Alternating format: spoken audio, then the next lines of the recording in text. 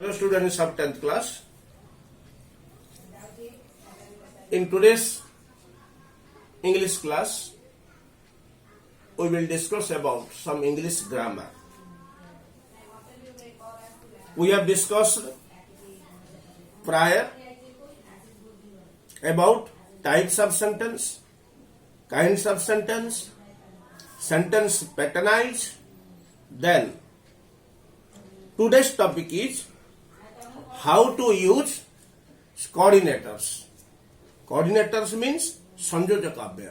এই संयोजक अव्यय गुड़िक आम किपर जोग करिया जे पूर्वर तुमको कहा जाइथिला it is told to you that in which page the coordinators are available. को पेज रे कोऑर्डिनेटर गुड़िक रही से विषय रे आमे तुम मानु कहिथिलु. वर्तमान से जो कोऑर्डिनेटर गुड़ी करू किछि कोऑर्डिनेटर रो यूज उपरे आमे आज वर्तमान देखिला. कोन ना प्रथमे होची कोऑर्डिनेटर एंड. एंड मींस एवं.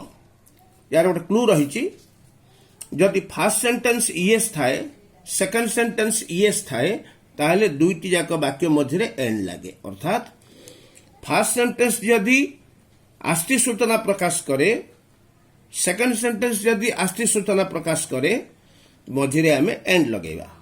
ही वेंट टू बुक स्टोर एटा ए वाक्यटी आस्ति सूचना दूची. ही बॉट ए पेन से कलमटी किणिला ये मध्य आस्ति सूचना दूची.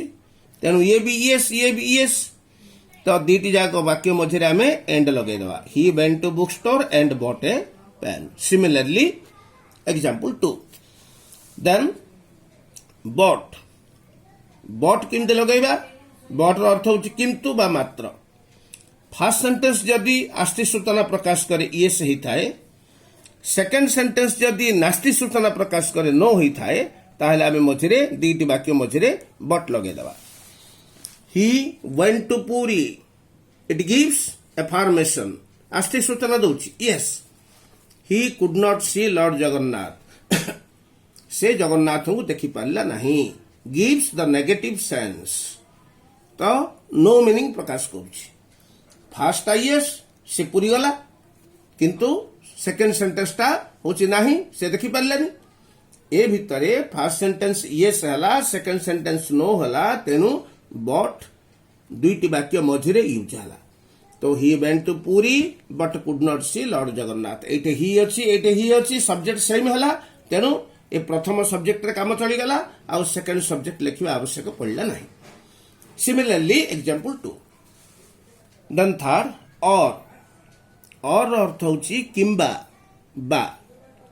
फर्स्ट सेंटेंस यदि ये सही थिबो एफर्मेशन आस्ति सूचना दउथबो सेकंड सेंटेंस मध्ये आस्ति सूचना दउथबो किंतु फर्स्ट सेंटेंस रा वर्ब और सेकंड सेंटेंस रा वर्ब जदि एट ए टाइम केबे हेले घटिबा संभव हे नथिबो ताहाले हम मझरे और लगेबा. एग्जांपल जिबा वॉच टेलीविजन.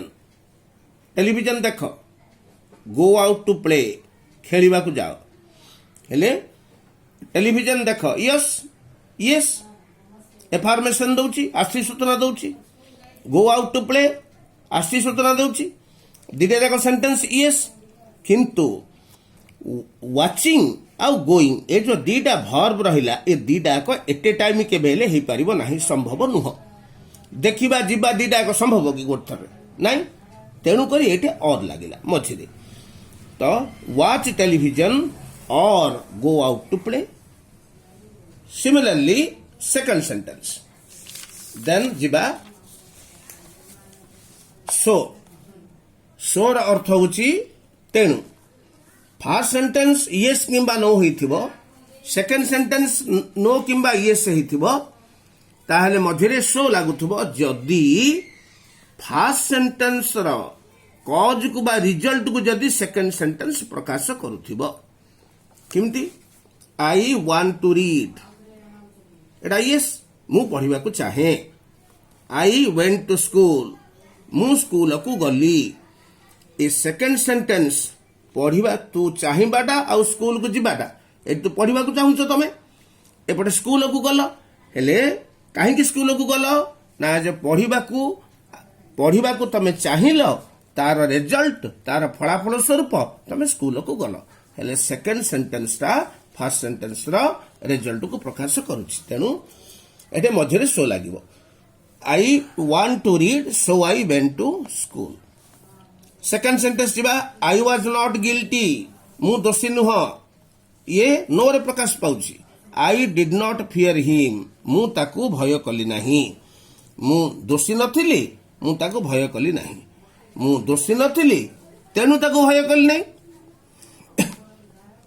ये जो भय न करिबाटा एटा दोषी न हबार रिजल्ट को फलाफल को बुझाऊची कज को बुझाऊची तेणु ये मझे सो लगिला कौन आई was not guilty so I did not fear him ये उदाहरण लेखा है हूँ तो रही जाइए तमें बुझब I was not guilty so I did not fear him then आसीगला येट अर्थ है तथापि फर्स्ट सेंटेंस नो किंबा येस हितब सेकेंड सेंटेंस नो किंबा येस हितब ताहले मझे एट लगे ही इज नॉट रिच ये नास्ती सूचना प्रकाश कर से धनी नुह ही इज हैप्पी से सुखी अटे एटा नाही अर्थ को प्रकाश पाउची एटा येस अर्थ को प्रकाश पाउची मझिरे एटे एट लागिला से धनी जदि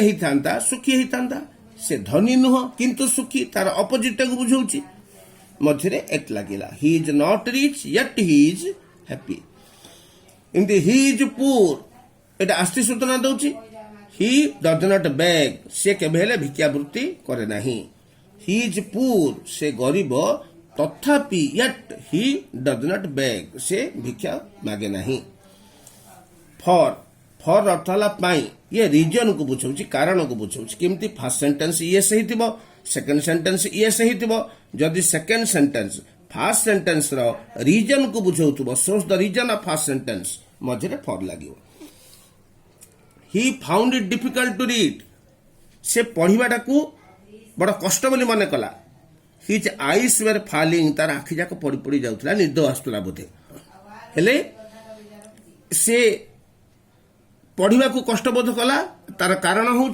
आखि जाक पड़ी पड़ी आसुला ये जेतु रीजन को बुझेला तेणु मझे ये आम फॉर लगेगा he found it difficult to read for his eyes were falling आउ मात्र गोटे रहिला आउ गोटे परे आमे किछि होमवर्क्स को जिबा सेला अदरवाइज अर्थात अन्यथा फर्स्ट सेंटेंस येस हितिबो सेकेंड सेंटेंस येस हितिबो जदि सेकेंड सेंटेंस ता फर्स्ट सेंटेंस रो अपोजिट को बुझाउथबो ताहले मझे अदरवाइज लगेबा टेक केयर ये सेटा आस्ति सूचना दउची यू विल फेल तमे अकृत कार्य हब आस्ति सूचना दउची ये जो आस्ति सूचना ये जो अकृत कार्य हबाटा यार अपोजिट को बुझाऊँ जत्नवान हेले मनुष्य कृत कार्य हुए ये जत्नवान होची किंतु अकृत कार्य हेले ये जो जत्नवान हबार विपरीत को बुझाऊँ तेणु ये मझे अदरवाइज लगिला take care otherwise you will